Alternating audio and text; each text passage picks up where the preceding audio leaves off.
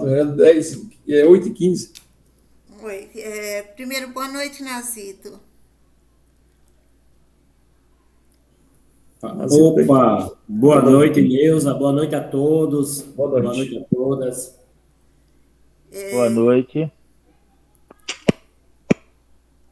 Boa noite a todos, todas e todes, aqueles que estão acompanhando, os que não conseguem acompanhar e vão ver o vídeo depois, né? Então, bom dia, boa tarde ou boa noite, o horário que for visto o vídeo.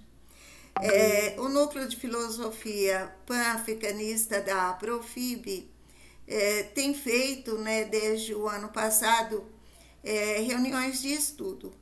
Nós fizemos o ano passado o estudo da Ensinando a Transgredir, da Bell Hooks.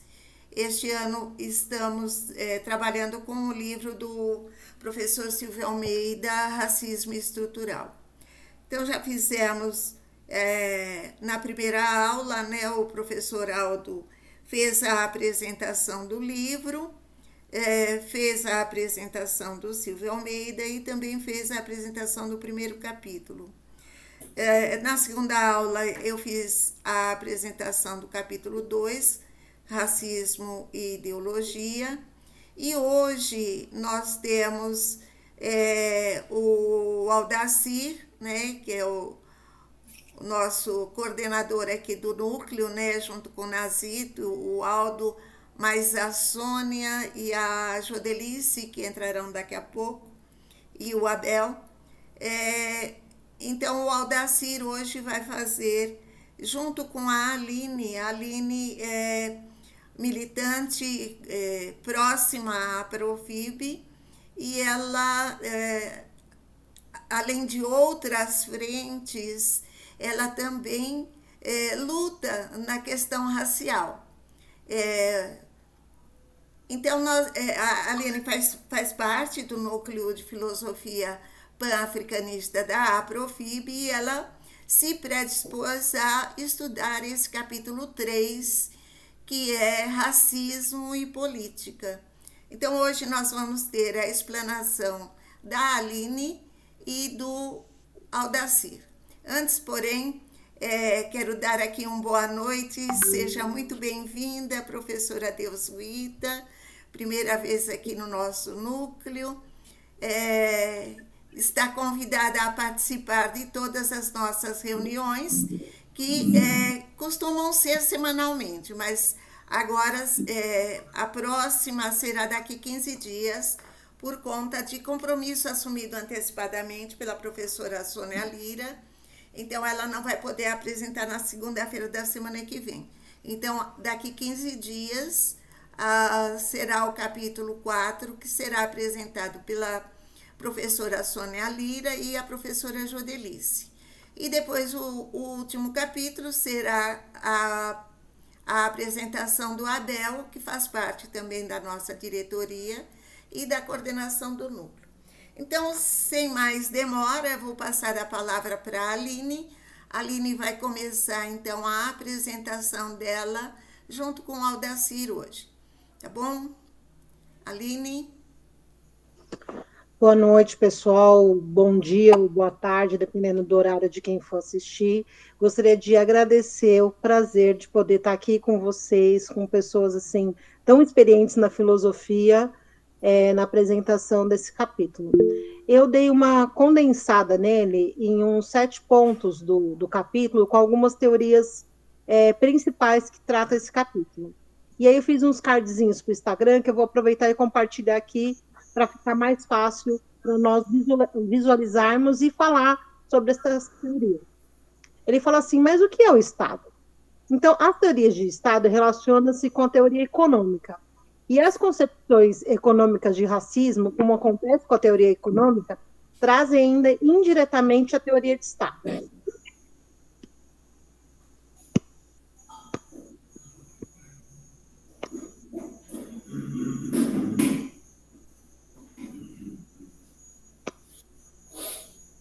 O racismo e o Estado nas teorias liberais, ele diz o seguinte, que nas teorias liberais sobre o Estado, há pouco, se não nenhum espaço para o tratamento da questão racial. O racismo é visto como uma irracionalidade em contracepção à racionalidade do Estado. Manifesta na impessoalidade do poder e na técnica jurídica. Nesse sentido, raça e racismo se diluem no exercício da razão pública, na qual devem imperar a igualdade de todos perante a lei. Tal visão sobre o Estado se compatibiliza com a concepção individualista do racismo, em que a ética e, em último caso, o direito deve ser antídoto contra atos racistas.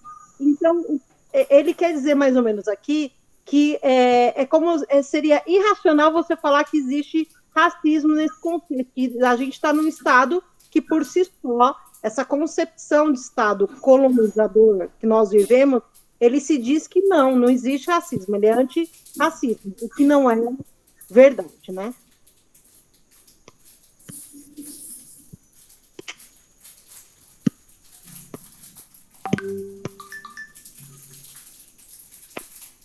Em Estado, Poder e Capitalismo, ele diz que está longe de ser o Estado o resultado de um contrato social. A corporificação da vontade popular democrática não é o ápice da racionalidade ou instrumento de opressão de classe dominante. A condensação material de uma relação social de força, como diz Jacques Richard, se o nome está correto. Então, essa coisa que a gente ouve mais comumente, até em alguns meios acadêmicos, que o Estado é um contrato social, segundo o Silvio Almeida, não é esse contrato social, na verdade, na prática que nós vivemos. Em Raça e Nação, ele fala que a nação é constituída por uma tecnologia de poder que se apoia em raça e gênero para estabelecer hierarquias sociais.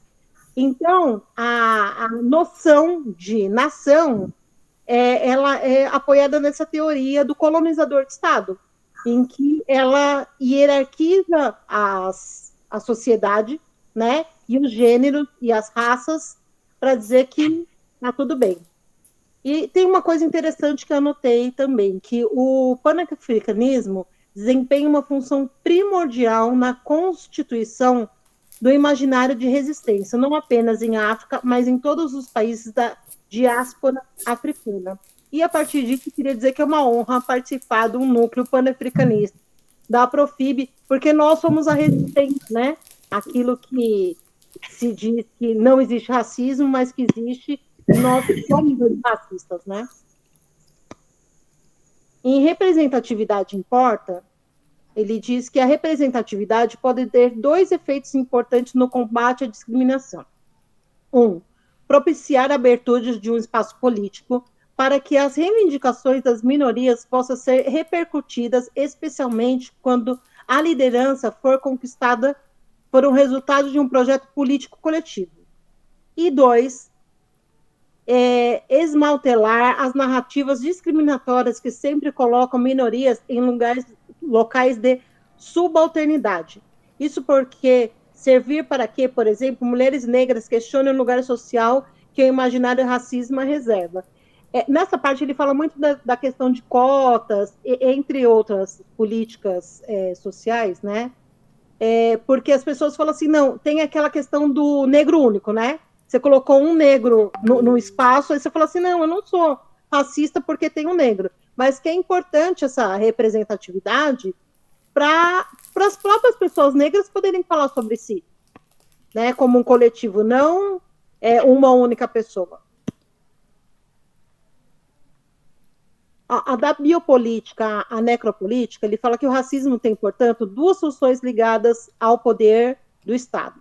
A primeira é a de fragmentação, de divisão do contínuo biológico da espécie humana, introduzindo hierarquias, distinções, classificações de raça.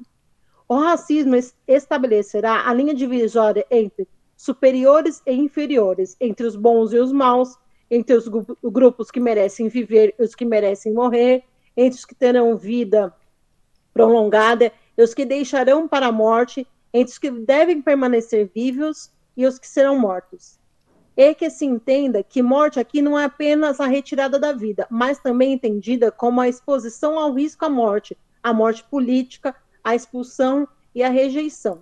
Por falar em morte política, se o Aldo puder depois falar um pouco sobre essa questão de morte política, que o Estado tenta impor, que infelizmente ele tem uma experiência sobre isso. E racismo e a necropolítica, ele fala que a necropolítica, portanto, instaura-se como a organização necessária do poder em um mundo que a morte avança implacavelmente sobre a vida. A justificação da morte em nome dos riscos à economia e segurança se torna o fundamento ético dessa realidade. Diante disso, a lógica da colônia materializa-se na gestão praticada pelos estados contemporâneos, especialmente nos países da periferia do capitalismo, em que as antigas práticas coloniais deixam resquícios. Nesse capítulo ele fala muito do Foucault, e aí o Aldaci, como um filósofo, ele pode falar mais profundamente sobre Foucault e esse capítulo do que eu.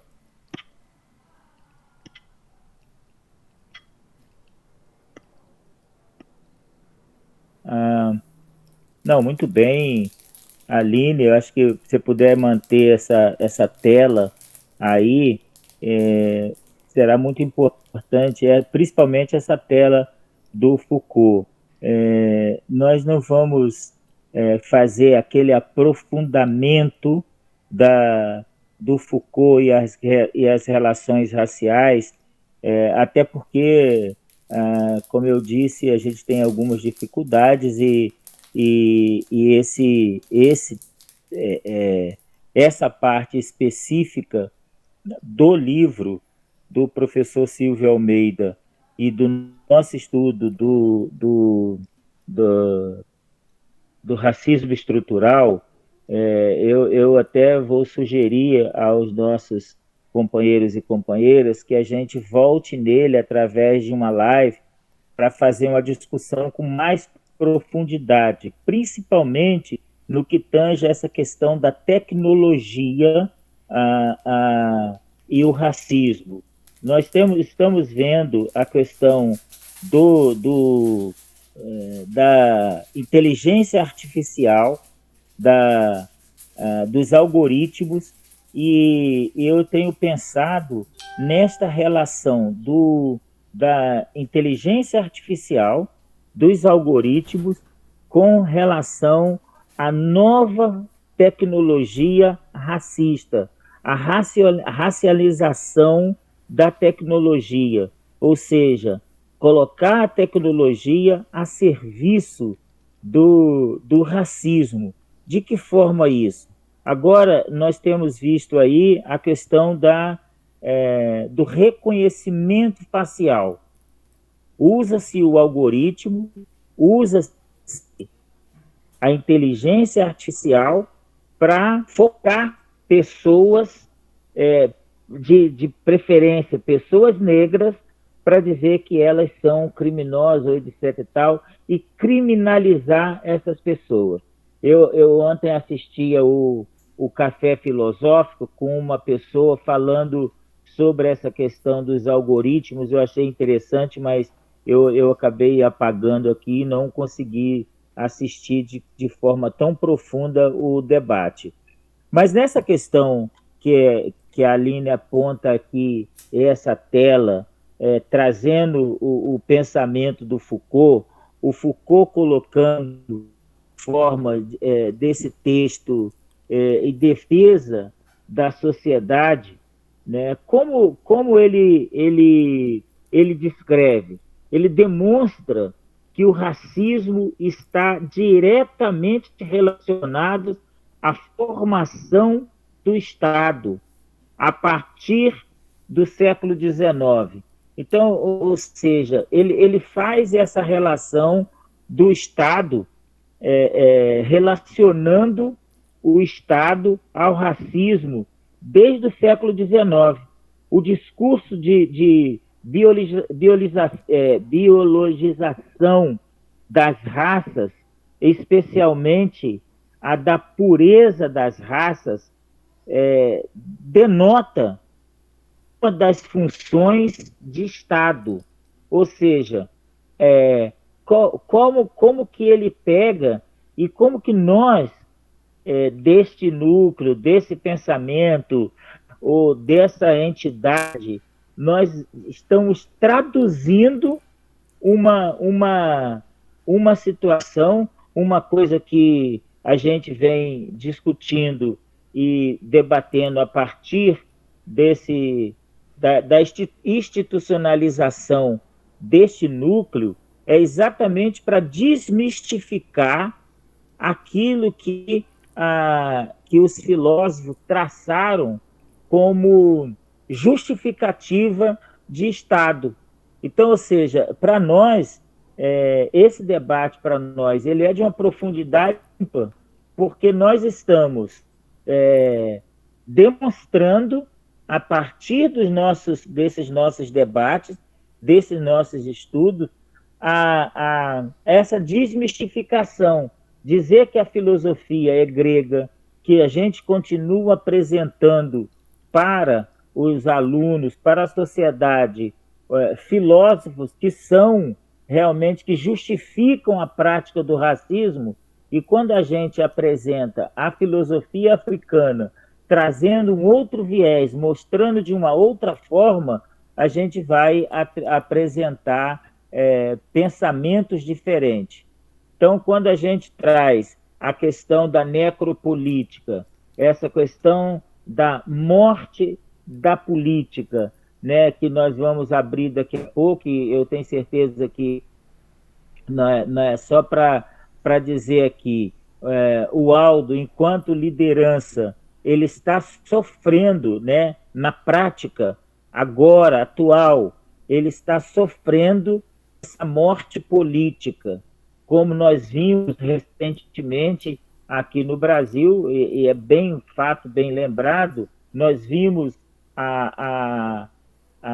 não só uma tentativa, mas também a execração, a morte da liderança pública, como foi feito em 2018 com o Luiz Inácio Lula da Silva, bem como com Zé Dirceu e outras lideranças que nós sabemos, né? E aí a prova mais cabal do que nós estamos falando é exatamente a retirada de uma liderança política, social, como o professor Aldo Santos, que é retirado desse debate político por conta de uma circunstância que é exatamente a tentativa do apagamento.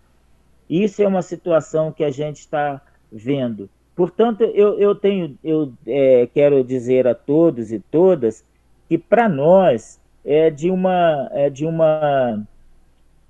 condição ímpar fazer esse debate relacionando o pensamento do Foucault com isso que o professor Silvio Almeida traz para nós, e como nós, da Aprofib, possamos elucidar isso, traduzir isso para uma linguagem, para essa linguagem, e que ela possa ser distribuída para a sociedade brasileira como um todo, e nessa forma de superação do racismo, um Estado livre do racismo.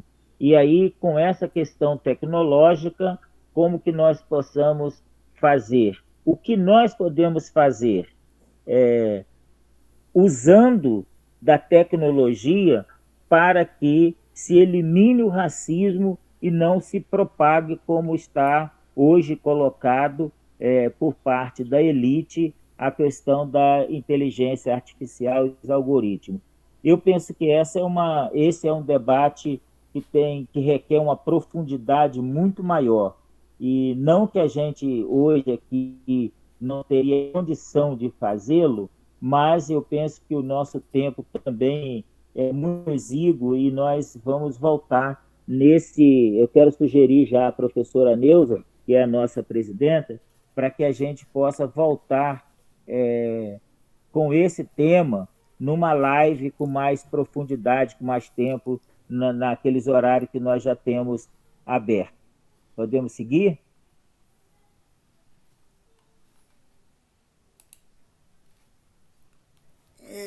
Daci, sua proposta será encaminhada, tá bom?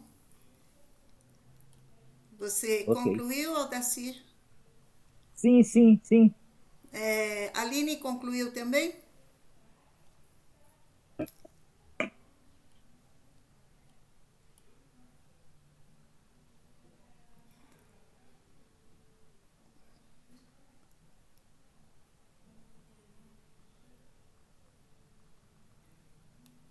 Eu creio que sim. Ela ou não está ouvindo. Aline?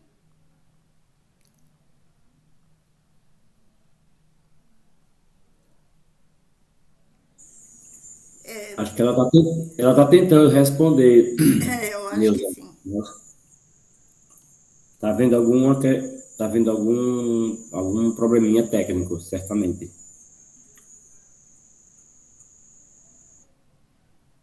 É, Enquanto ela se ajeita,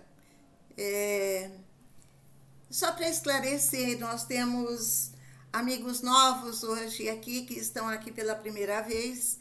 É, quando tanto a Aline quanto o Aldacir citaram, né, o caso do professor Aldo, né, como morte política, só para que os companheiros tenham conhecimento, professor Aldo foi vereador, né, por São Bernardo e sempre esteve ligado às lutas dos trabalhadores.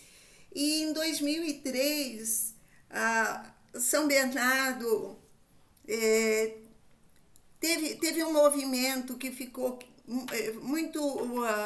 Foi um movimento muito grande por moradia. Esse movimento ele recebeu o nome de Acampamento Santo Dias.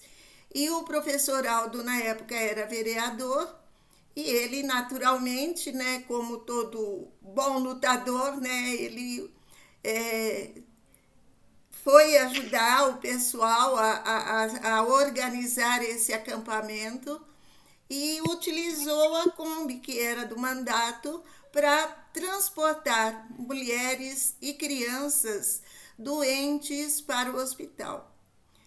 Na época, ele sofreu um processo, né, por conta disso, e esse processo voltou agora em 2018.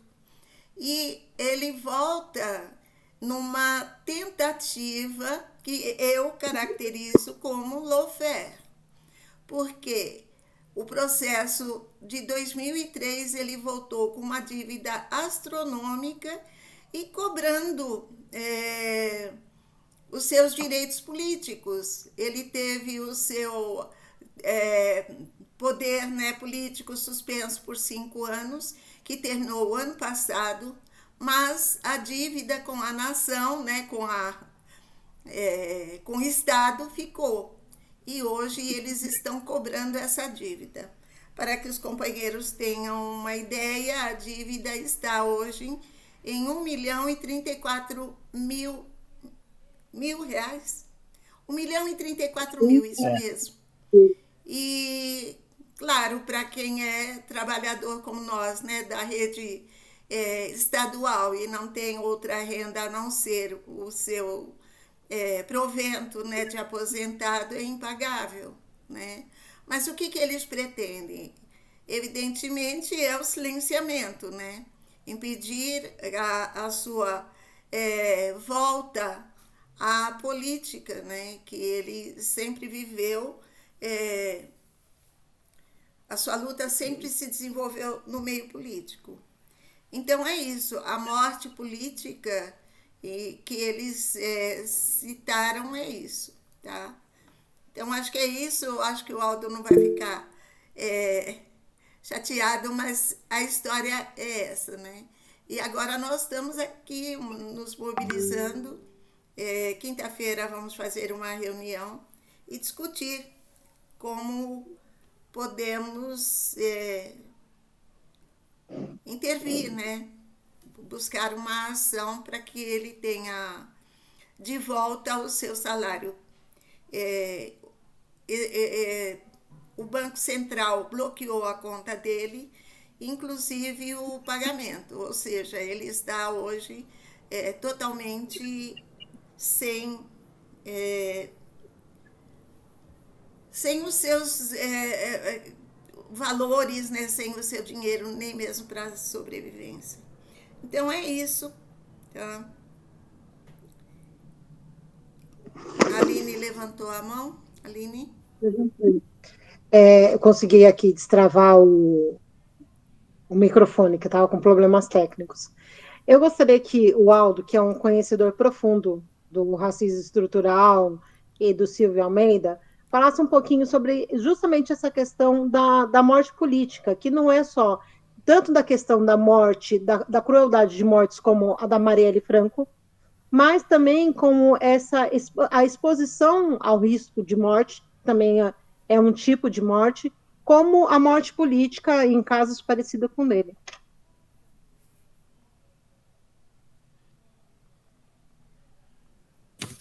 Pois, eu não estava nem pensando em falar, porque eu estou aqui também com outras atividades. Então, vocês sabem que com as novas tecnologias, nós acabamos até, por vezes, participando de mais de uma atividade concomitantemente. Mas o debate do livro do Silvio Almeida é um debate extremamente importante. E no capítulo 1, eu considero que o capítulo 1 do livro dele, do Racismo Estrutural, ele acaba explicando o conceito de racismo individual, o conceito de racismo institucional e o conceito de racismo estrutural. Então, ele acaba fazendo esse debate, ele acaba justificando porque o racismo no Brasil faz parte da estrutura de poder. Não é um problema de percepção individual, não é um problema decorrente de uma instituição educacional ou qualquer instituição, mas ele está, digamos assim, nas entranhas, ele está dentro do poder da estrutura do capital. E isso eu levantei, inclusive, na exposição inicial, que como percepção dessa relação estrutural, nós temos o primeiro leilão de africanos em 1444, em Portugal. Tinha até a autoridade do governo presente, que foi o primeiro leilão que iniciou a venda de escravos para a América e para todas as partes. Por que eu estou dizendo isso? Porque em 1444 nós podemos perceber que começam as primeiras relações pré-capitalistas de busca de novos mercados, as grandes navegações, e, portanto, está dentro dessa estrutura que é a estrutura de poder da sociedade. Faz parte da estrutura.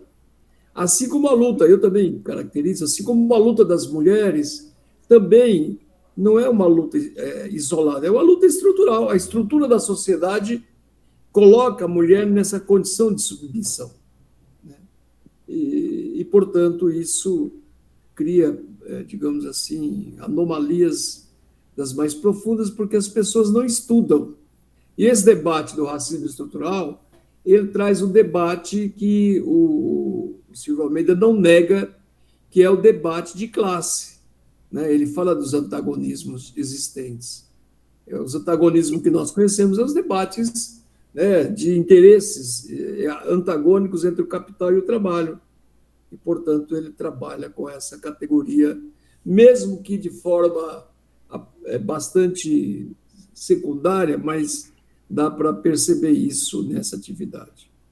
Em relação à questão da morte aqui, o conceito do Aquiles Mbembe, que é sobre a questão da necropolítica, né, o camaronês, o filósofo, ele traz isso, que é necro, é a morte da política, né? A morte da política no sentido dos pobres ousarem participar da luta política, ousarem disputar o governo burguês ou o Estado burguês. E, tanto, processo. A Neuza colocou aqui, é verdade. E a morte política é uma coisa cruel, porque você mata você ainda vivo, né? Você ainda está vivo, e a lawfare que a Neuza fez referência é exatamente você usar o aparato jurídico ou judicial para poder atingir objetivos políticos eleitorais. Então, é exatamente essa tese que se usou em grande parte do mundo, a intervenção jurídica para justificar o cerceamento e a liberdade de pessoas e tirar do campo político para poder outros interesses se colocar, e principalmente os interesses da classe dominante. Então, é um pouco isso esse debate. E a morte política é exatamente isso. O caso que a Neuza disse, os caras por apoiar o movimento do MTST, que foi uma grande ocupação num terreno da Volkswagen aqui do Brasil, aqui em São Bernardo do Campo, né, eles ocuparam esse terreno, eu prestei solidariedade e saí com 3 processos nas costas. 2 nós conseguimos reverter, e um processo deu continuidade, chegou até o Supremo Tribunal Federal, e eu fui condenado à perda dos direitos políticos por 5 anos, e pagar também uma multa por improbidade administrativa, né? A improbidade que eu cometi foi colocar o carro oficial a serviço do movimento, né? Esporadicamente, quando alguém ficava doente, e aí foi fotografado pela imprensa local e criaram uma parafernália em relação a isso. E aí, pela segunda vez, eles confiscam o salário para te humilhar, né? Para te colocar assim, como dizer, não, você não pode participar disso, aqui nesse espaço não te pertence, né? E eles tiram a gente da jogada. E aí, quando eles incidiram sobre isso, eles, na primeira vez, levaram 20 mil reais que eu tinha numa poupança, uma reserva que eu tinha feito para fazer algumas coisas necessárias na educação, né? Que, na verdade, foi de um processo que eu ganhei contra um jornalista aqui do jornal Diário do Grande ABC, que acusou Zumbi, e me acusou nesse processo. Então, nós ganhamos esse processo dele na ocasião, e aí eu fui condenado a pagar, na ocasião, 9 mil reais. Isso há muitos anos atrás. Mas eles tiram...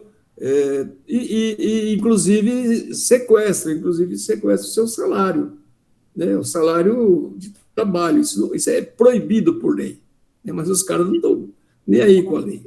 E agora também, agora que o pessoal estava, como passou os 5 anos do jurídico, da perda de direitos políticos, o pessoal aqui em São Bernardo do Campo falou: Valdo, vamos te lançar candidato a vereador pelo PSOL, porque vai permitir que façamos o coeficiente eleitoral. E eu falei, vamos para o sacrifício. Então, na hora que eu coloco a cabeça de fora, que ficam sabendo que eu vou ser candidato, eles vão dar outra porrada, que é o confisco do salário da minha conta. Confiscaram agora em torno de 6 mil reais, e agora do pagamento certamente vai manter o confisco, embora já tenhamos feito o recurso. É um pouco essa ideia do lawfare, você inviabilizar as pessoas. Tem estudo hoje profundo nesse campo, de inviabilizar pessoas com acusações, como foi o caso do Lula, do Zé Dirceu, de vários outros companheiros da luta, que eles usaram do jurídico para poder atingir os objetivos políticos. É um pouco isso, companheiros. Ok. Aline? Na parte de representatividade, o Silvio Almeida falou uma coisa sobre a eleição. Ele falou assim, que a força da eleição, ou o reconhecimento intelectual de um homem negro, e especialmente de uma mulher negra, não podem ser subestimados quando se trata de uma realidade dominada pelo racismo e pelo sexismo. Ademais, a representatividade é sempre uma conquista, o resultado de anos de lutas políticas, de intensa elaboração intelectual dos movimentos sociais que conseguiram influenciar as instituições. Então, eu acho que nesse ano político que estamos, né, eleitoral, porque política é todo ano, acho uma preocupação nossa também em eleger pessoas que tenham políticas públicas antirracistas e pela diversidade. Para além dessa questão racial, não é uma questão de negro votar em negro, não é isso. É quem tenha políticas públicas antirracistas e para a diversidade. E eu gostaria de saber dos demais participantes o que eles acham dessa questão do racismo e a política. Aline, só um minutinho, a Sônia levantou a mão. Antes de eu passar a palavra para a Sônia, eu queria pedir desculpa para os companheiros, porque eu estou com a minha câmera fechada. Eu fiz um procedimento hoje e eu estou com 2 curativos horríveis no rosto. Então, para não causar impressão, não é nada sério não, foi só 2 manchas que o médico achou que podia ser perigosa, então ele achou melhor tirar para evitar qualquer problema futuro, né? E aí tirou as manchas, só que o curativo no rosto é muito feio. Então, desculpem por estar com a câmera fechada. Sônia, é com você.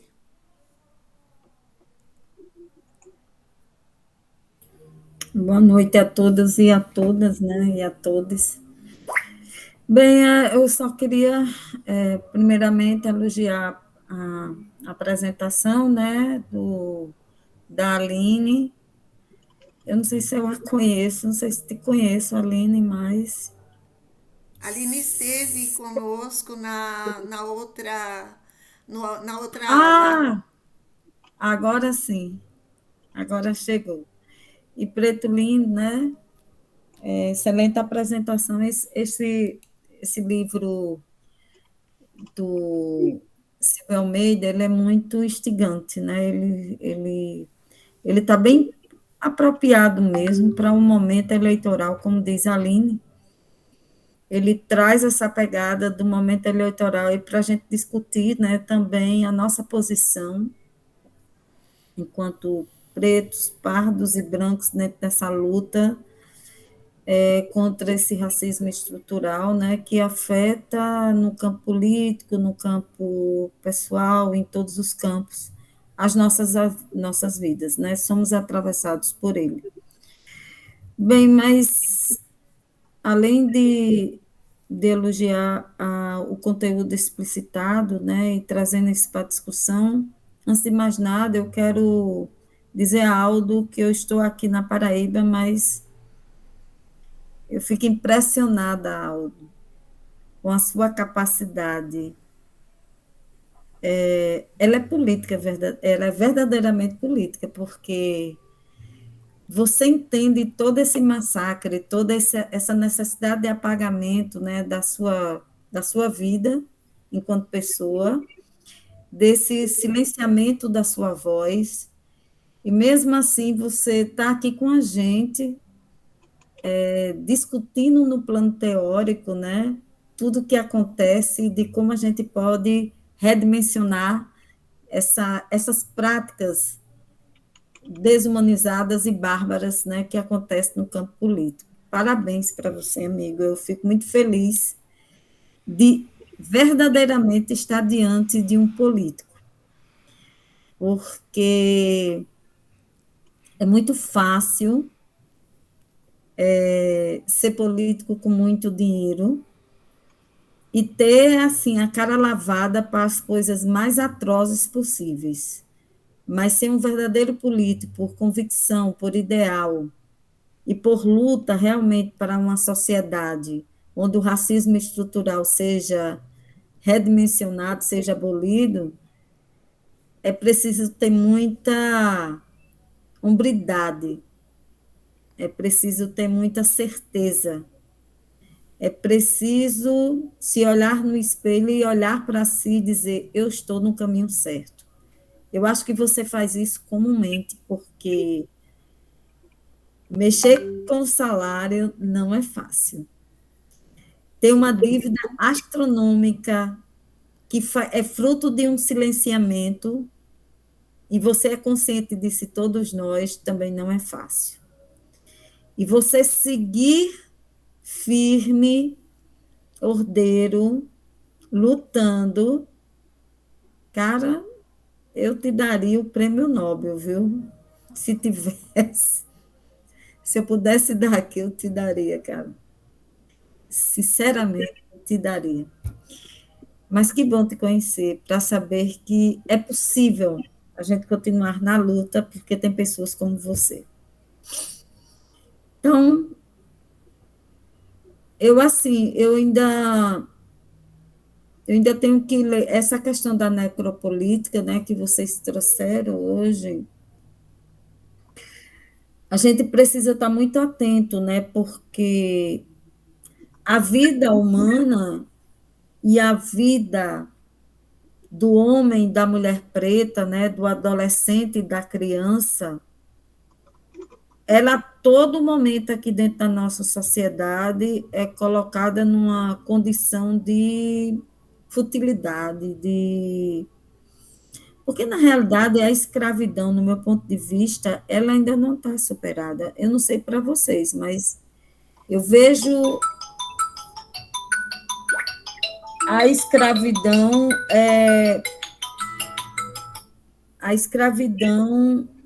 de uma forma diferenciada, né? Ela só assumiu novos papéis, porque que democracia é essa, onde a gente precisa de livros, de ações, para que não se matem os corpos negros dentro dessa sociedade? Que democracia é essa? Então, o que o Silvio Galo traz, né, nesse texto, é nos mostrar e nos apresentar de que essa política, essa necropolítica, ela é uma forma de manutenção de um status quo de escravidão, que ela ainda não foi superada, porque a gente ainda está trabalhando com cotas, a gente está trabalhando em tentar salvar as crianças dentro do processo educativo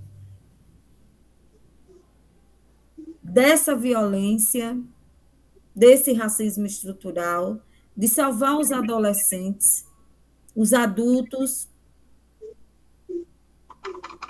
de uma periferia que não tem as condições propícias para viver com dignidade, com trabalho digno, com alimentação digna, com o direito de ir e vir.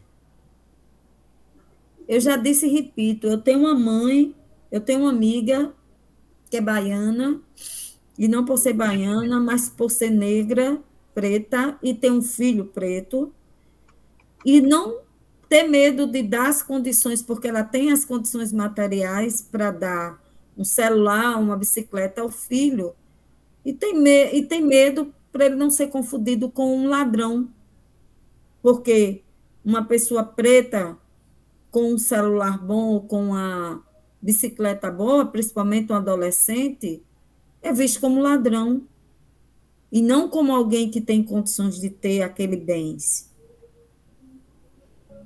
Então, eu penso que é urgente, né, a gente trazer essas questões, né, da morte como um objetivo básico dessa necropolítica que a gente vivencia todos os dias da nossa vida. Era isso, minhas reflexões hoje vai por aí. Eu vou me manter com a câmera fechada, porque eu tenho que inserir alguns documentos aqui no SEI, que é o sistema aqui da universidade, eu tenho que alimentar alguma documentação, mas eu estou vendo e ouvindo vocês perfeitamente. Obrigada, Sônia. Professora Deusuíta, professor Paulo, Nazito, quem gostaria agora de falar?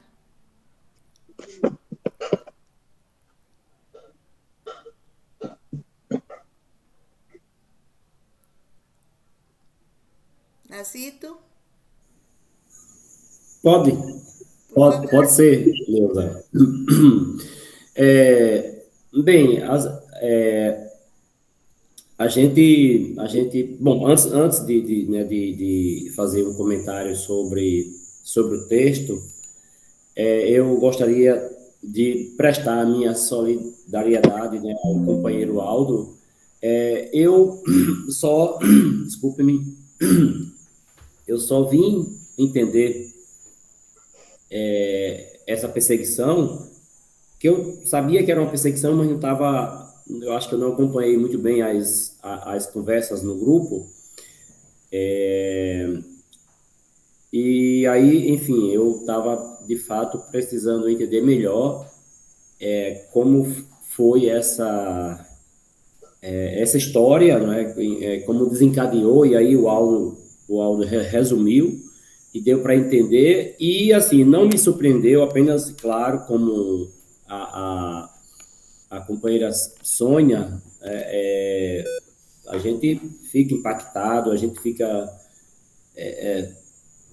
entristecido, não é, com o fato, e revoltado, né, com esse fato, mas quando eu digo que não me surpreende, não é porque eu também milito, hoje não estou na Paraíba, estou aqui em Sergipe, por causa do doutorado,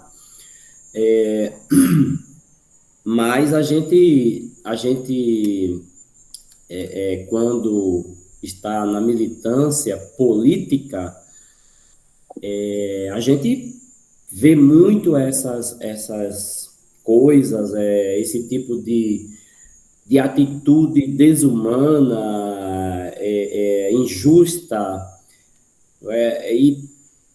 e perversa, né, contra pessoas justas, contra pessoas honestas, né, contra pessoas que quer um mundo melhor, não é, que vê o outro, não vê somente a si ou seu pequeno grupo. Infelizmente, a gente percebe muito isso, e eu deixo aqui o meu abraço para você, Aldo, né, que ainda continua sofrendo esse ataque covarde, não é? Poxa, né, de fato, como é que dá para você passar esses dias sem salário, não é? Sem seu salário? Poxa, caramba, isso é inimaginável. Não é? A gente sabe que muitas pessoas não têm um salário no final do mês, não é? Mas uma coisa claro que a gente não gostaria que fosse assim, né? Que a maioria das pessoas não tem um salário, né, no final do mês, porque não trabalham, né, por razões, enfim, políticas, inclusive, não é? Estamos aqui tratando do tema da política e o racismo, não é? E é por razões políticas que tantas pessoas não têm, de fato, o salário no final do mês. E Aldo está passando por isso. Isso realmente é muito revoltante, né? Revoltante demais. Eu não sei o que nós podemos fazer mais para ajudar, né? Para ajudar o companheiro Aldo, o que depois ele poderá sugerir, não de nossa parte. Eu sei que vocês já fizeram muito, não é? Assim, saíram às ruas, não é? Os companheiros aí ajudaram bastante, não é? Mas, enfim, não é assim, sobre esse ponto aí, acerca, né, da situação de Aldo, não é? Que é uma situação política, não politiqueira, não é? Inclusive, quando estamos na militância,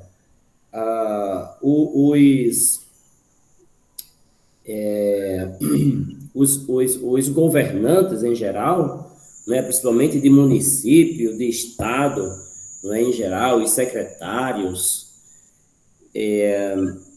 nos acusam, né, nos acusam de estar levando para a praça bandeiras políticas, mas não estou falando de bandeiras, o objeto, bandeira do PT, bandeira do PSOL, bandeira do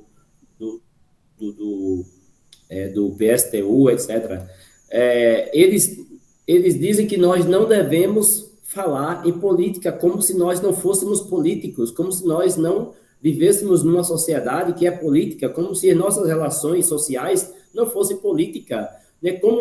Como se defender o pão para quem não tem não fosse um ato político.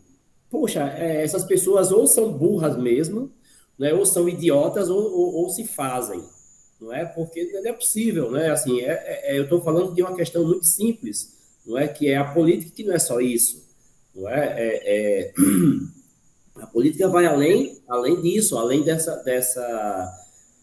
tratamento das relações humanas, dos direitos humanos, não é? Mas como vai dizer o próprio Foucault, não é uma relação de poder, não é? É uma relação de poder que existe e que tem gente querendo ficar com, digamos assim, com a fatia maior desse poder, não é? Com a fatia maior desse poder, para usufruir mal, não é, desse poder. E é isso que nos preocupa, não é? É isso que nos preocupa. Não sei se Aldo quer dizer alguma coisa, Aldo. Você quer ou quer só, ou eu posso continuar?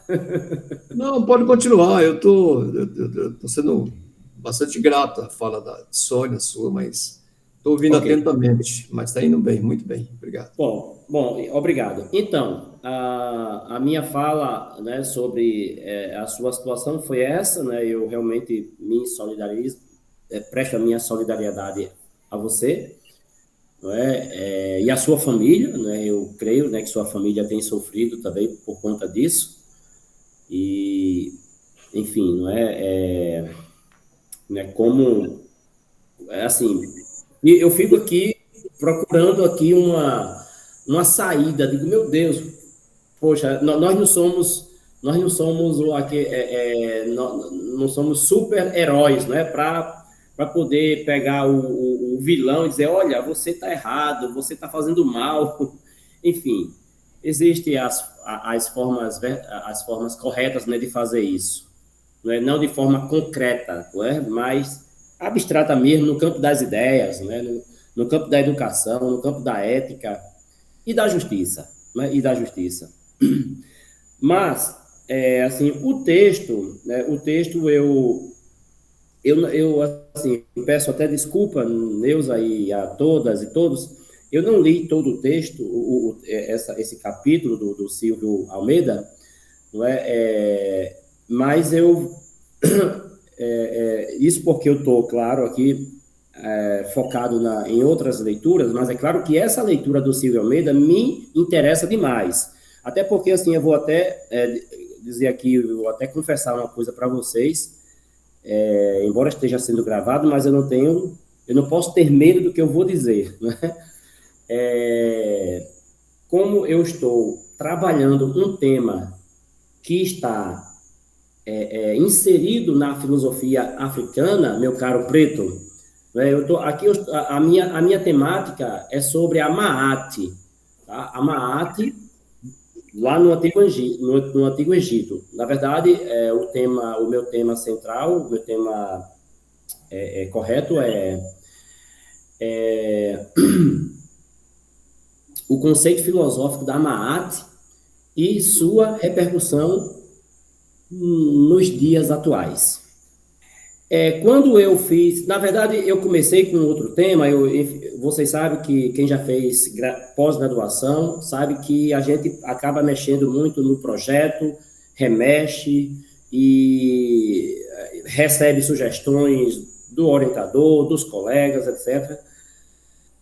Mas aí, assim, a minha surpresa, que não chegou a ser tão surpresa, não foi uma grande surpresa para mim, apenas foi uma constatação do racismo epistêmico que existe nas academias, um professor, na verdade, sem querer citar o nome, disse-me que eu não iria conseguir provar nada em relação à filosofia africana, porque a filosofia africana simplesmente não existe e ninguém nunca provou a existência da filosofia africana. O tema não é assim geral, a filosofia africana, não é? Está inserido na filosofia africana, como eu disse há pouco. Mas, pasmem, não é? E eu tive que ouvir isso e, agora, claro, o professor é um kantiano, não é? Ele é kantiano. Então, kantiano, hegeliano, não é? Então, vocês já imaginam as razões pelas quais ele disse essa asneira, não é? De que eu não vou conseguir provar, porque é algo, nas palavras dele, improvável, não é? Algo que não há... enfim, ele diz, olha, você não vai conseguir, me desculpe, não sei o que e tal. Eu só ouvi, né? Eu não quis abrir o debate com ele, até porque eu preciso ler mais, preciso ler o Silvio Almeida, eu preciso ler os filósofos africanos. Estou lendo, né? Eu estou já com os livros aqui, não é? Que agora me escapa, mas eu estou aqui com, por exemplo, né, com o livro do James, né, o George James, não é? Legado Roubado, não é? Estou com o livro de Molefe Keita Azante, não é? Eu estou sempre buscando informações sobre Cheikh Anta Diop, o Teófilo Obenga também é outro filósofo africano que está comigo, e sem falar sobre o meu tema específico, eu estou lendo um livro, não é, que é que é um achado, que é uma pérola, né?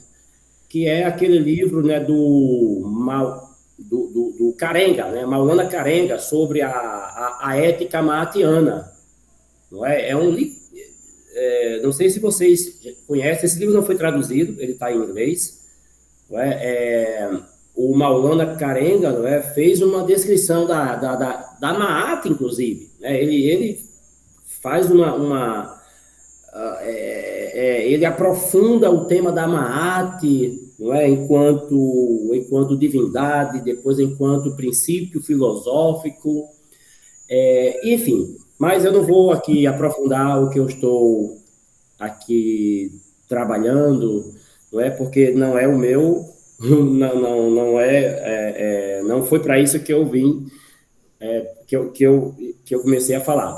Mas apenas para vocês entenderem, né, que eu estou aqui passando por uma situação,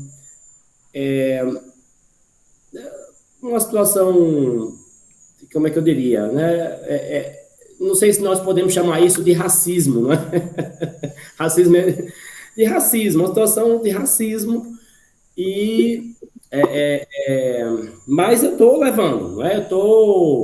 Eu vou continuar, não é? Eu não vou temer, não vou achar que não vai dar certo, que não é verdade. Eu não vou acreditar na palavra, né, de quem não leu os filósofos africanos, né, de quem não leu a cultura africana, né, de quem não, enfim, né, dá para perceber que pessoas que dizem isso não estudaram os textos, né, dos sábios antigos, não é? Sem falar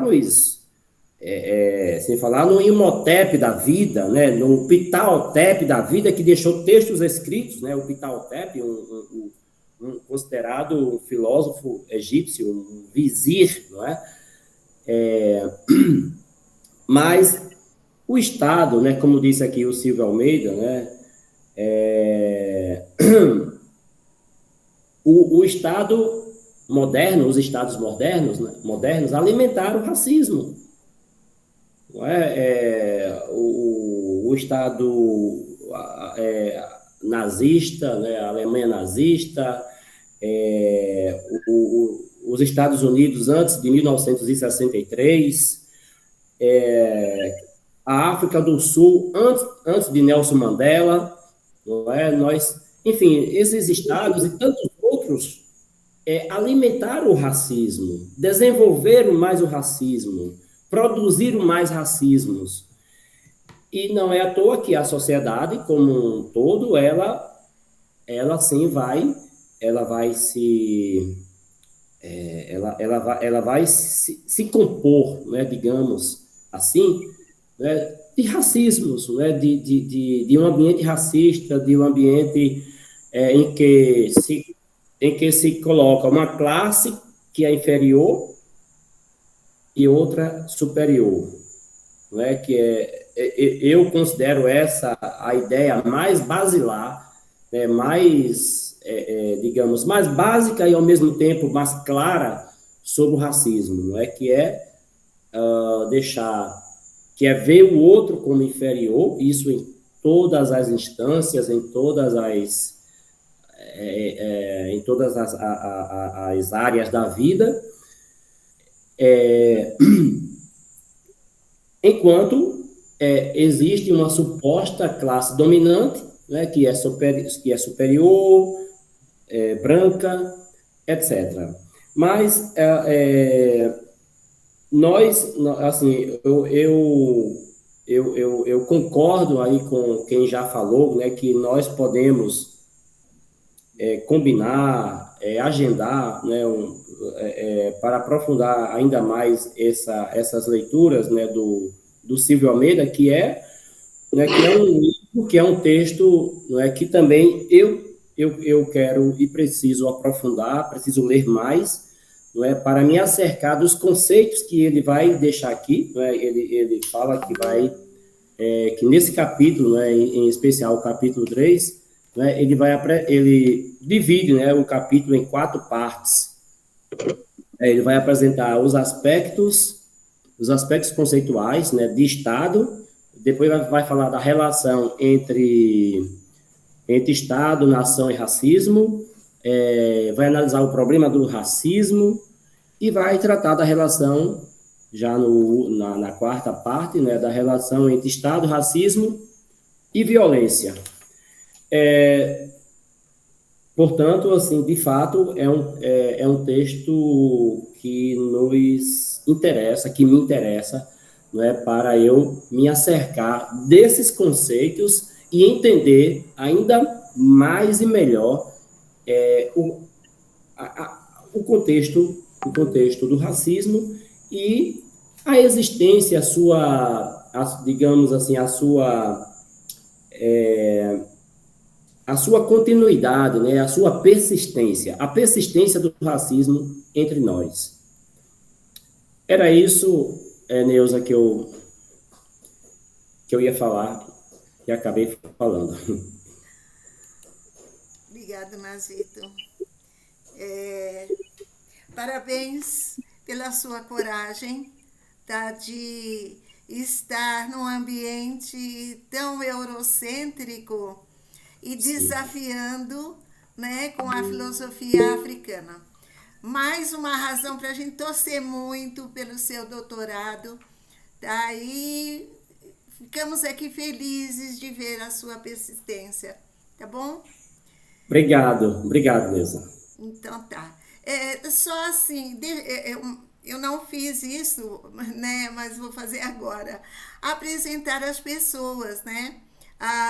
O professor Nazito é da Paraíba, a professora Sônia é da Paraíba, a Jodelice, que entrou agora, também é da Paraíba, né? A professora Deusuíta é de Belém do Pará, eu, Aldo e Aline estamos em São Paulo, Aldo e Aline estão no ABC, eu estou na capital, e o Aldacir é de Hortolândia. O professor Paulo é também do Pará, né? Morou lá, é nascido lá, mas está atualmente trabalhando em São Paulo. Tá? Então, agora estamos todos apresentados. Professora Deusuíta, a palavra é com você.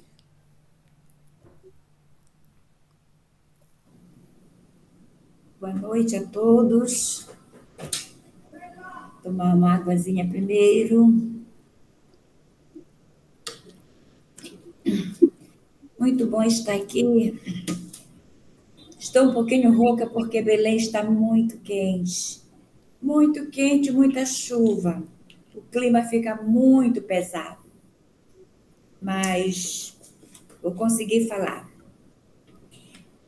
Primeiramente, eu quero me solidarizar com o companheiro Aldo.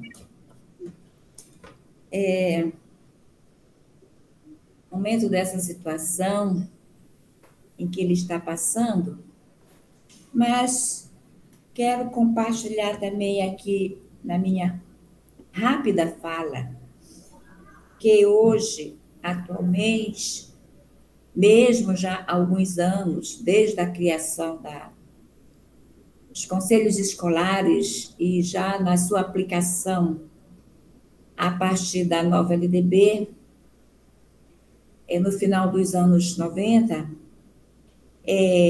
por livre e espontânea vontade, os nossos colegas foram convidados, até de certa forma conduzida, às vezes, ou de certa forma prontamente para querer colaborar com as escolas, até por causa do próprio princípio da questão dos conselhos escolares, fundamentado na ideia da democracia.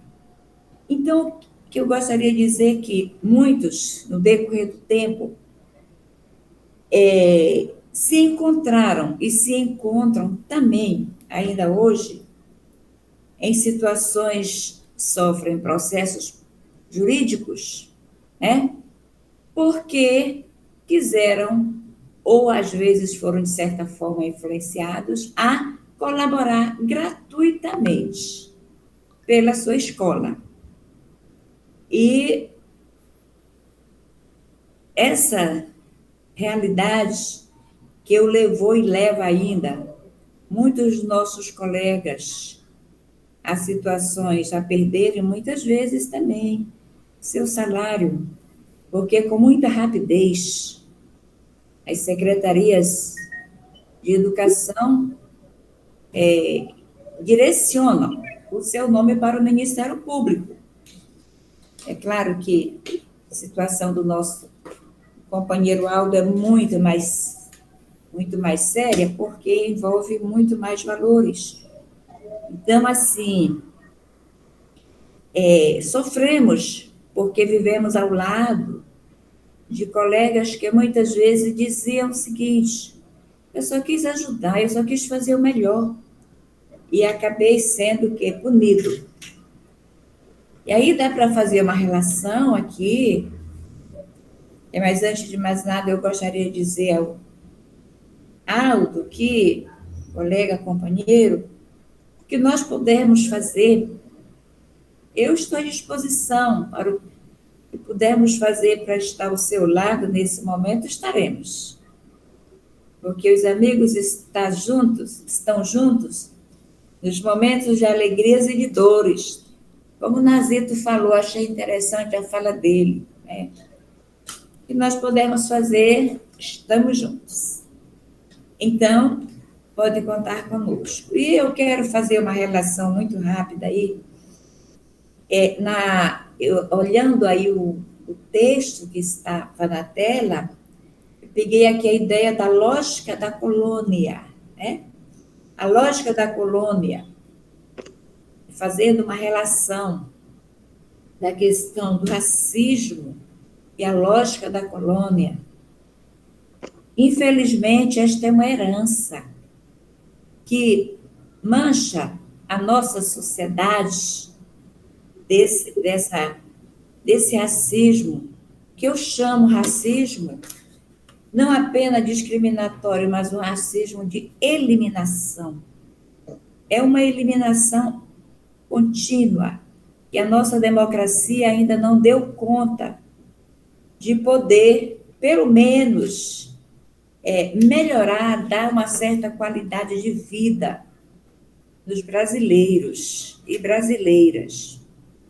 A estrutura é muito forte ainda, muito pesada, até parece, a gente às vezes dá uma volta lá nas novelas, mesmo sendo feitas e construídas por grupos e muitas vezes são grupos detentores de poderes econômicos e tudo mais, mas dá para ficar uma leve lembrança de como terminou, de uma certa forma, apenas, vamos dizer assim, oficial e não uma forma normal, a escravidão no Brasil. Eu gosto de mencionar essa parte porque, mesmo nas novelas como a Escravizaura, eu achei mais clara foi a da SBT, me parece. Eu assisto bastante novela para me ver o que tem, o que há, a vida do Brasil, como eles colocam, em que os imigrantes chegam e a senhora diz para eles: vocês chegam, vocês têm um lugarzinho para trabalhar e descontar no final do mês as suas despesas. Isso se direcionando aos imigrantes. E pelas costas sai em silêncio, né? O povo negro, sem nada, com um pezinho no chão e uma trouxa no ombro. Isso é uma forma de representar nós, o que nos esperava até o momento. São cenas muito fortes que este Brasil, que a política brasileira ainda não conseguiu dar direito a quem fez esse país. Quando nós falamos, eu gosto, procuro ver assim, quando se fala da questão da lógica da colônia e da escravidão, é uma questão apenas de nomenclatura. Escravizados somos a maioria dos brasileiros que vivem em situação difícil. É claro que a origem que nós estudamos é a questão negra, os nossos antepassados que vieram da África, mas não trabalham. Eu não vejo mais apenas como essa questão ensinada, cultuada. Eu vejo que a influência e o desenvolvimento desta sociedade que chegou e deixou toda uma cultura nesse país, hoje nós representamos todos eles. Todos nós mestiços, todos nós que fazemos parte dessa cultura. Mas nós não fomos ainda, nós não recebemos o devido direito. Estamos muito longe. Por isso que eu vejo a lógica da colônia, como foi colocado aí, é uma prática hoje dos estados. E quando eu mencionei a questão dos conselhos escolares, do pobre do professor que ganha um salário suado e que trabalha além até demais, ele está aqui dentro dessa lógica, da lógica da escravidão, da lógica da colônia. E o racismo no Brasil, mais uma partezinha do texto foi colocado, o racismo no Brasil faz parte da estrutura de poder. Por isso que eu falei da questão da novela. É parte. E nós vivemos pelas costas. Nós não somos valorizados pela frente, nesse sentido. Então, o Brasil, ele deve a política do Brasil deve aos brasileiros esta reparação, que não foi feita ainda. Tem muita coisa interessante nesta fala, aqui nesse texto. Eu coloquei aqui a questão essa questão da estrutura política, ela é diferenciada, ela sempre foi diferenciada, desde a colônia até os dias de hoje. Punição para os mais fracos, atenção e liberdade para os mais fortes. Então, são raros os fracos que conseguem, de certa forma, receber o tratamento devido, politicamente. E para não se falar de ética, nesse país, é É muito complicado. Ética para quem? Ética de quê? Né? Uma vez eu li um livro do Instituto do Fernando Henrique Cardoso. Logo que eles criaram aquele instituto, eu vi eles fazendo a apresentação do livro, eu fui até uma editora aqui, mandei pedir o livro, porque eu queria ver qual é a ética que eles estavam falando. Ética de quê? Então, é a ética da economia para eles, ética da economia. Mas a economia deles, né? Então, falar de ética na nossa sociedade ainda é uma coisa muito, muito sonhadora, né? Como sonhadora também foi a origem da democracia, não é? A origem da democracia. Foi um sonho, um esforço muito grande e que, no Brasil hoje, ela ainda não está, de certa forma, ainda vivenciada. Então, eu diria o seguinte, muito bacana, muito legal, eu parabenizo aqui a ideia do livro e digo que nós teríamos um livro, um assunto e um livro e um texto, esse pequeno texto que nos foi colocado, dá uma discussão para muito tempo, para muitos dias, mas vale a pena a gente lembrar. E, de vez em quando, eu parabenizo também a ideia, né, da professora Neuza de quem organizou, porque, assim, é uma conversa que a gente tem no final do dia, no início da noite. Eu acho que uma conversa que vale a pena, é aquela conversa dos nossos antepassados. Vamos conversar. Conversando, vamos abrindo o diálogo e vamos atualizando as informações. Era mais ou menos isso, gente. Não tomar muito tempo também. E agradeço muito aí pelos que trouxeram aqui a ideia desse momento do racismo, e para as próximas, eu acredito que nós teremos novos assuntos interessantes. Eu sou nova também, né, professora Neuza? Eu entrei há pouco, né? Sim, mas olha que deu um impulso muito grande para nós. Nós estamos terminando de organizar o documento final do nosso terceiro encontro. E nesse documento nós vamos colocar as propostas, e entre as propostas,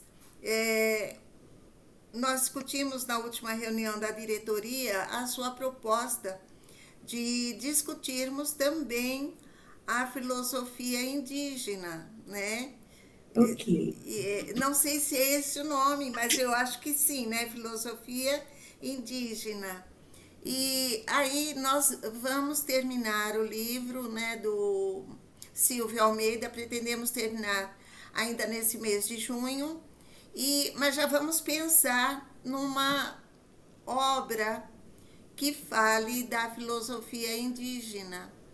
Então, assim, num primeiro momento, nós não vamos fazer 2 núcleos.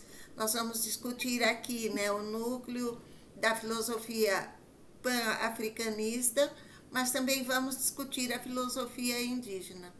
Aí, depois, se nós tivermos condições, porque no momento não temos a condição de criar 2 núcleos, um núcleo só para falar da filosofia pan-africanista e um outro para falar só sobre a filosofia indígena. Mas já vamos pensando e estamos contando com a sua participação, com a sua ajuda na organização desse trabalho, tá bom? Tá bom, vou começar a ver aqui os conteúdos e aos poucos eu vou informando também. Obrigada, okay? Muito obrigada. O professor Paulo quer falar. Boa noite. Boa noite, professor. Boa noite a todos. Meu nome é Pedro Paulo, né? Eu sou professor aqui em São Paulo, né? Na escola Padre Antônio Vieira, né? Em Santana, né?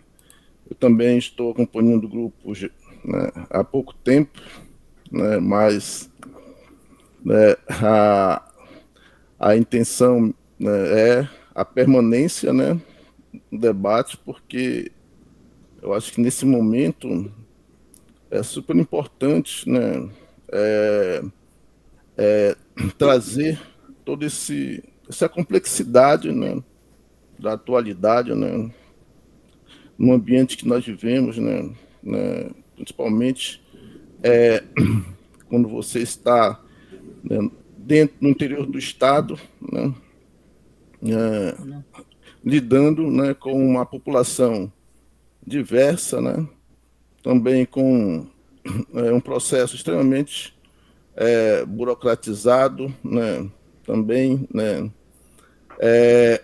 disciplinado, né, que é justamente, né, esse Estado, né, neoliberal, né, que tomou conta aí das nossas vidas, né, e logicamente que a gente se encontra, acredito eu, né, num momento de perplexidade, né, perplexidade, né, de atuação, digamos assim, né, porque o que eu falo justamente de nós lapidarmos as nossas práticas nesses ambientes, né?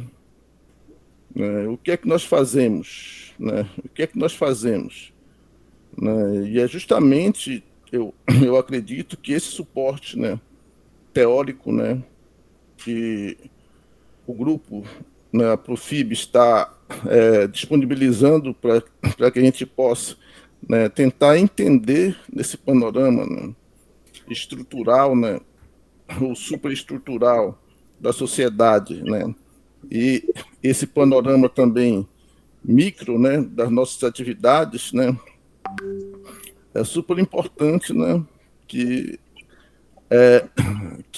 esse grupo, né, se mantenha justamente com esse, né, desse nível, digamos assim, porque é denso, né, um nível denso que traz realmente um suporte, né, para que a gente possa criar sentimentos, né, de pertencimento ao ambiente, né, que eu acho que é isso que nós precisamos, né,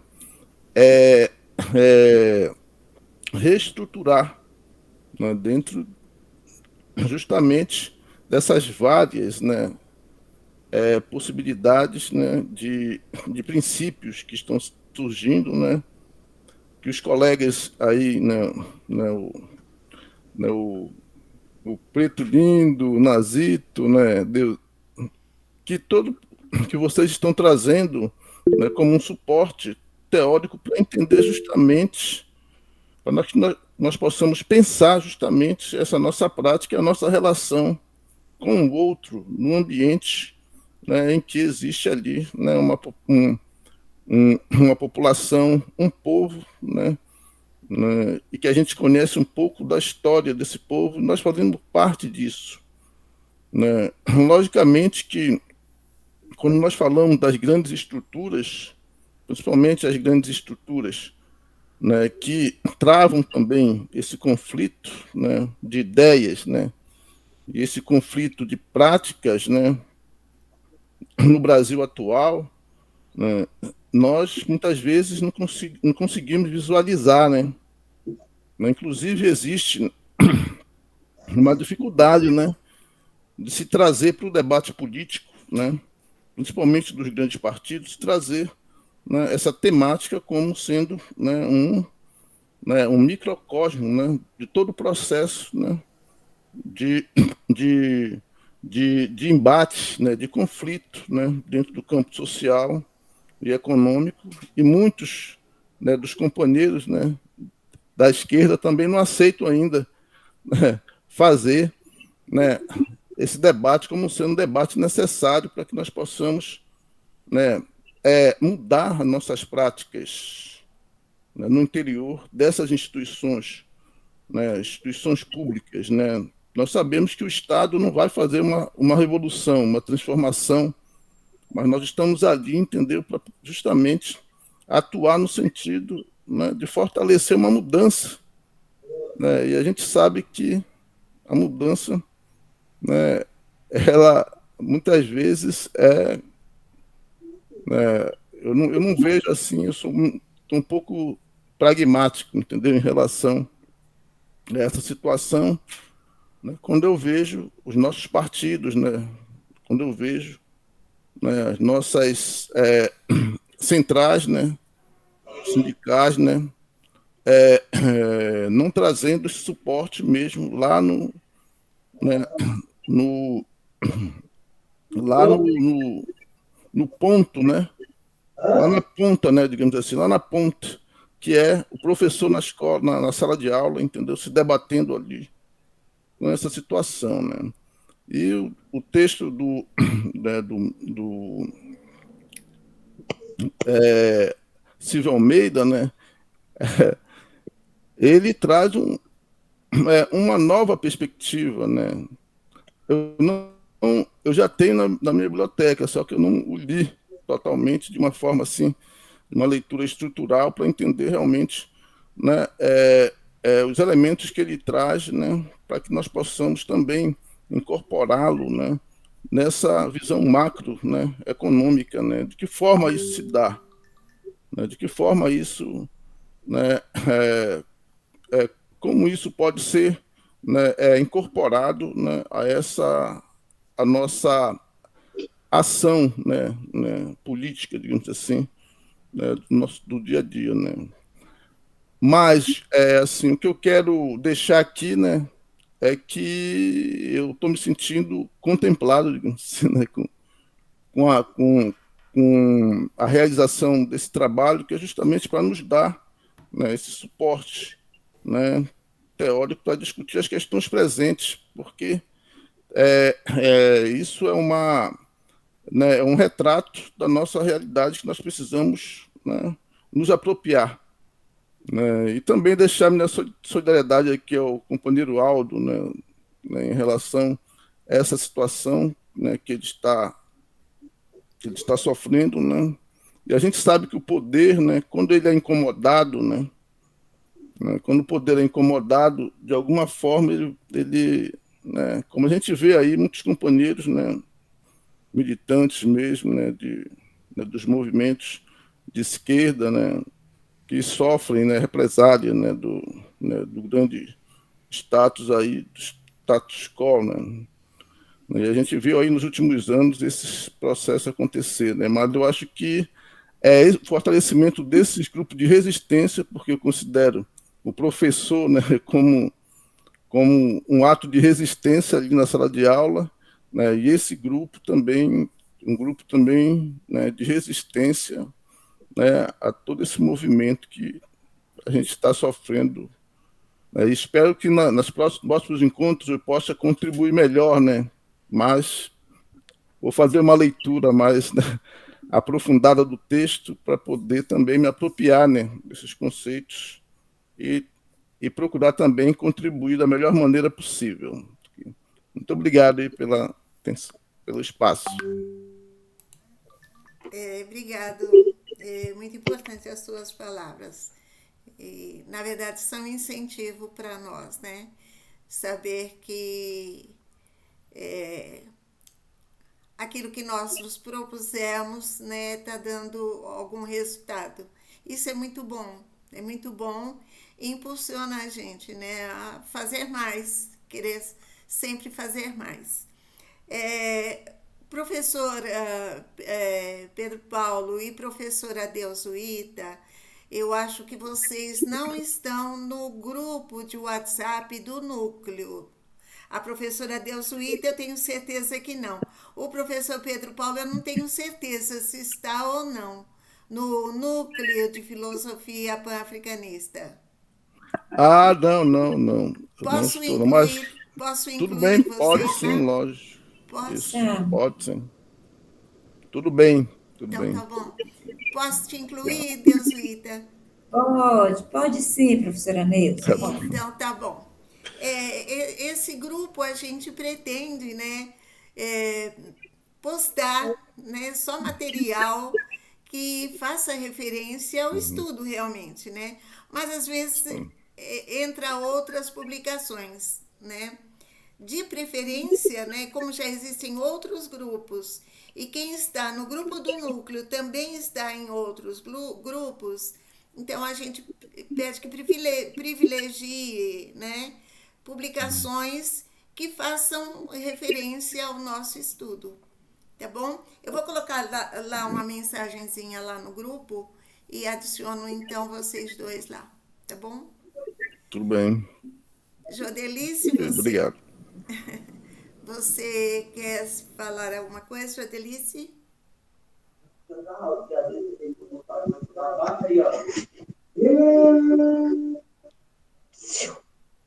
Jodelice está com o microfone desligado.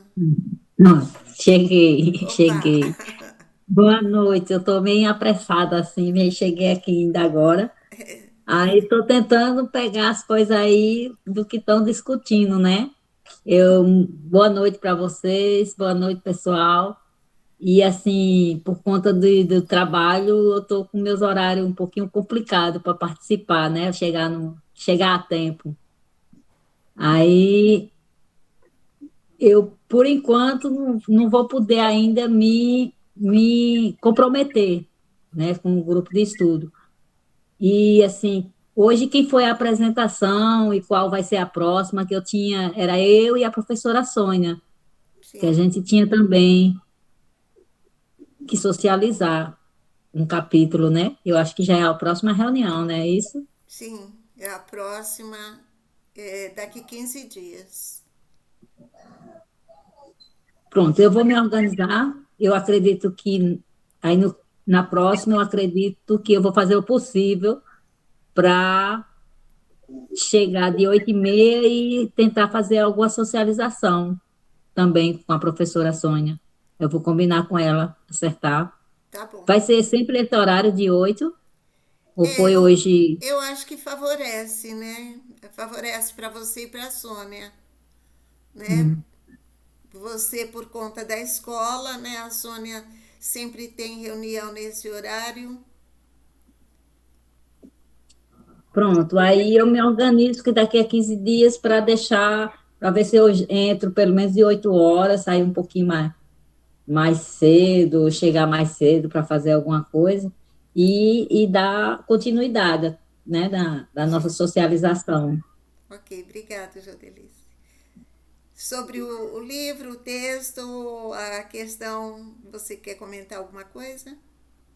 Porque eu não acompanhei, quando eu entrei foi agora, né? Aí já estava, eu peguei o finalzinho da fala do Nazito, mas eu nem compreendi direito qual foi as considerações dele, nem sei assim, o que apresentou, né, hoje. Sim. Tá bom, então. Obrigada, Jodelice, pela sua correria e ainda chegar a tempo. Muito obrigado mesmo. Alguém quer acrescentar alguma coisa? Neuza, acho que a gente já estamos fechando, nós estamos fechando. Sim. Eu só vou considerar primeiro eu quero parabenizar aqui o Nazito pelo doutorado, pela tese, pelo tema, e dizer a vocês todos e todas que é exatamente a partir dessas perspectivas de enfrentamento ao Estado constituído que nós vamos mudar o conceito desta sociedade, da sociedade brasileira. Quando um professor de uma determinada universidade fala para um aluno negro, um professor doutorando, que ele não vai conseguir provar, né, é um desafio profundo, por conta dessa questão.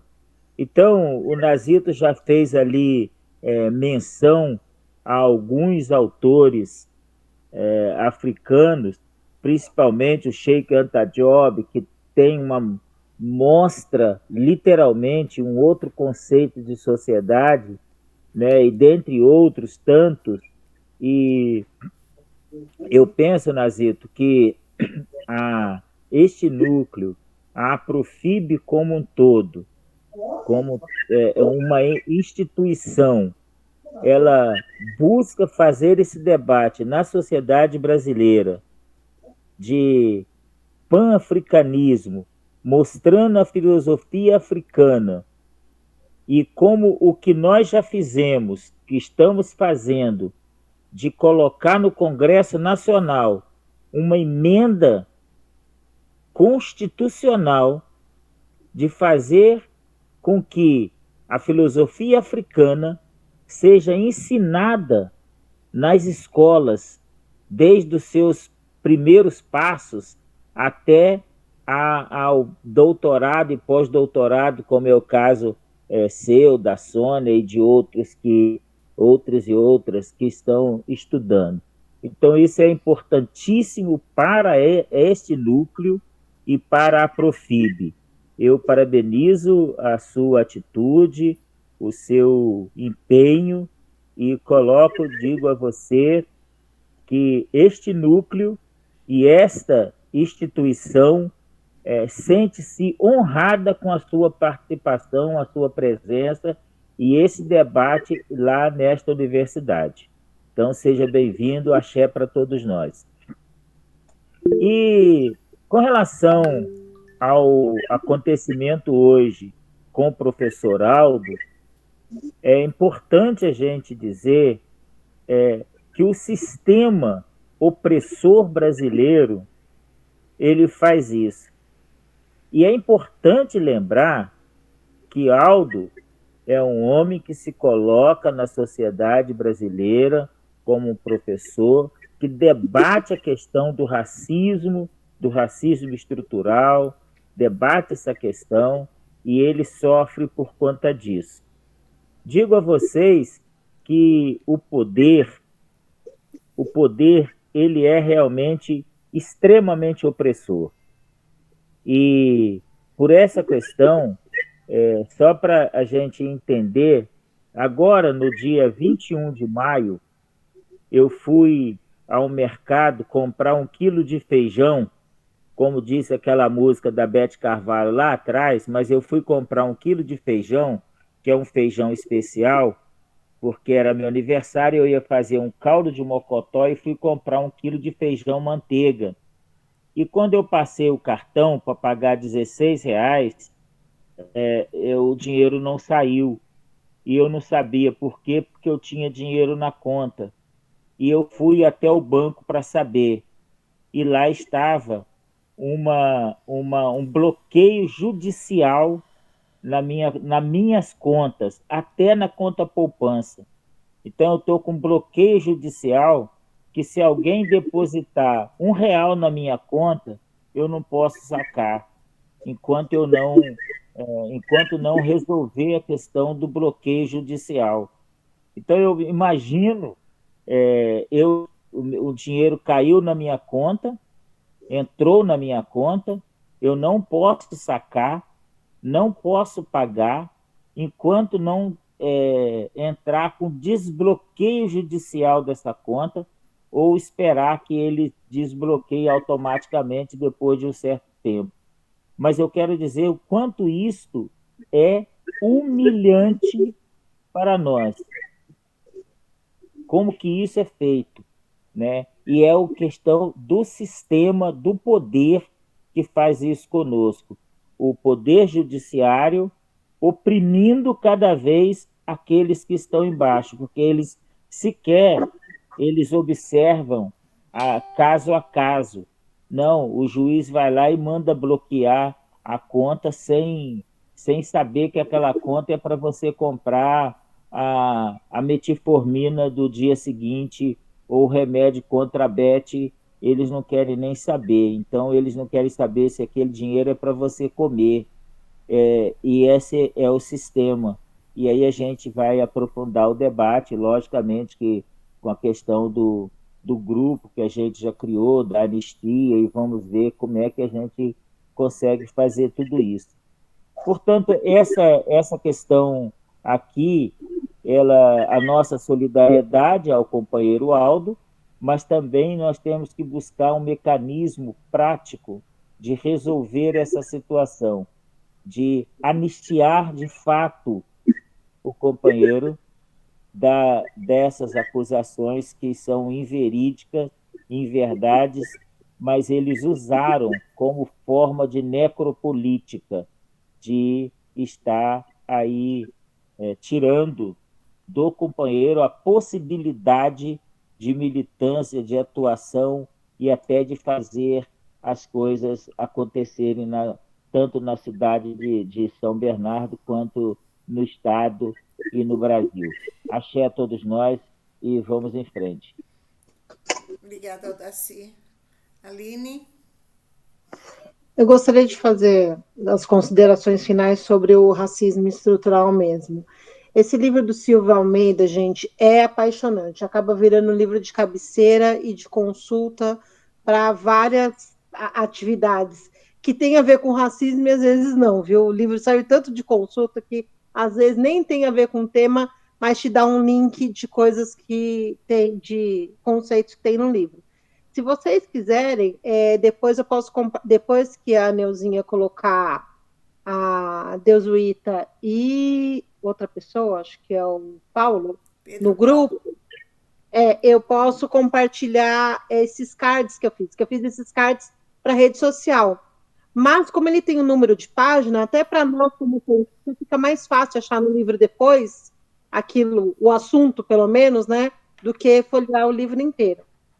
E eu queria aproveitar para dar uma indicação para quem tiver disponibilidade e quiser ler alguma coisa. Eu estou lendo O Avesso da Pele, do Jefferson Tenório, não sei se vocês ouviram falar, que é um livro que o governador do Paraná confiscou das escolas porque fala de racismo. Mas é um romance curtinho, mas é um romance curtinho que você senta para ler e você não quer parar mais. É muito bom. E muito obrigada. Coloca o nome, Aline, por favor, aqui no chat. Eu coloco lá no grupo, Nazito. Ah, beleza, beleza.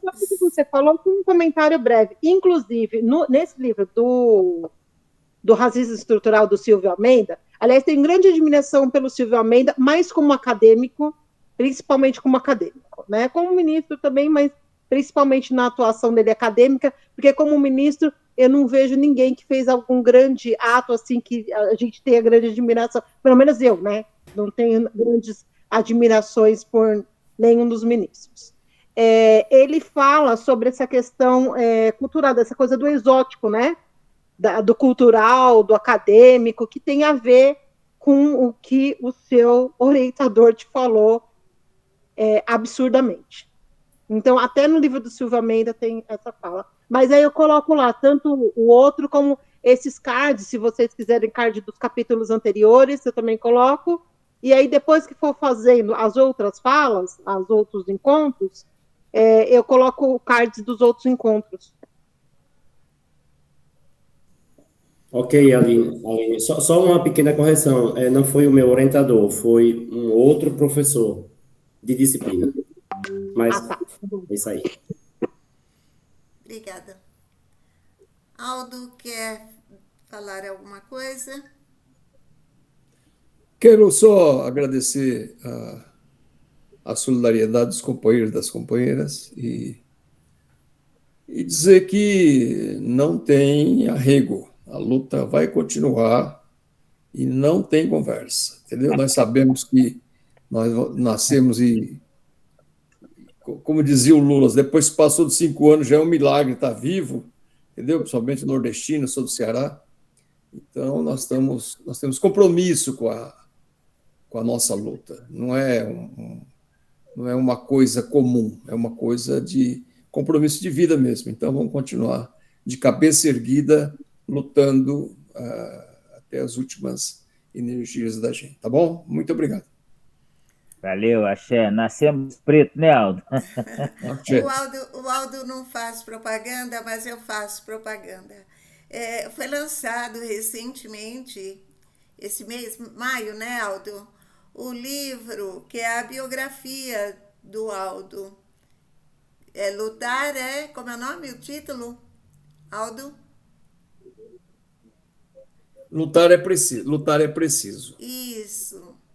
E tem como você mandar para o pessoal, se quiser, de outro estado? Tem sim. Então, pronto. É um livro feito. Paulo. É um livro feito por uma jornalista aqui de São Paulo. Um livro muito bom, 200 páginas. Eu achei uma produção muito bem feita. Sim. Tá bom? Então, se ninguém tiver mais nada para dizer, a gente pode encerrar a nossa reunião de estudos. Eu quero agradecer, né, a todos e todas. Dizer que cada reunião dessa que a gente faz, a gente fica mais motivado, né? A gente fica mais sentindo realmente a necessidade de trazer essa discussão, né? Então, não vai ser na próxima segunda-feira, será daqui 15 dias, né? Mas aí a gente vai dar continuidade. E depois, mais para o final do mês, o último capítulo do livro. Tá bom? Então, obrigada a todos e todas, uma boa noite. E amanhã, talvez amanhã ou depois de amanhã, o vídeo estará disponível já nos grupos para vocês assistirem, tá bom? Sim. Obrigada. Obrigado gente. Aí. Boa noite. Boa noite. Tchau. Boa noite. Boa noite. Obrigado. Boa noite a todos. Tchau. Boa noite. Deus Boa linda, noite. eu anotei a sua sugestão lá no grupo, tá? Da gente fazer reunião. Aliás, é uma proposta, né, da Aprofib, de nós reunirmos pessoas de outros estados para discutirmos a situação do ensino na educação básica em vários estados do Brasil.